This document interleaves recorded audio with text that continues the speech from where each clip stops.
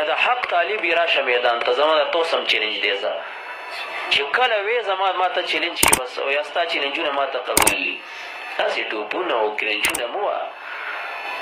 هسې چغې و دا ډیله کې مه وله او یو سړي ویل چې ما هندوستان کې 20 ګزه ټوپ والی بل ورته ویل دا ګزه و دا میدان راوځه دلته یو 2 ګزه وه چې زه وګورم چې شلېږي که نه شلېږي 20 ګزه ټوپ مې والي خو چې چېرته مناظره کړې په یو ځکې نه ده ګټلې او نه تاریخ کې ګټلې ده او مونږ الحمدلله د سیفیانو تاریخ را پاتې دی چې چېرته مونږ مناظره کړې ده مونږ سیفیانو هر ځکې مونږ ګټلې ده الحمدلله او اوس هم دا یوازې دته نه بریلیان دې کولو غوږونو سره واوري چې څوک زما شیخ غلام حضرت شهید علیه الرحمه چیړي یا زما پیر مبارک اخونزاده مبارک چیړي رحمت الله علیه یا زمونږ عقیده چیړي راشي چې کوم درکې هغه لوی بامبړو لوی مولا دی دا ګوډیان موډیان راولي راشي راځه راشي چې سپینې کو بس نور مونږ نم صبر ختم دی راشي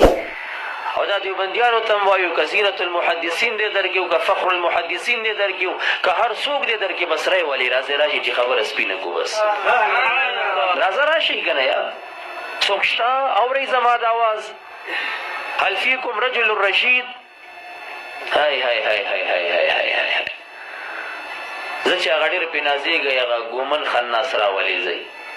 مولا به راولي چې زه هغو سره په خبرو سره پوه شو که نه چې کوم درکې هغه لږ زور ولګوئ که دغه منګل دی که منګل دی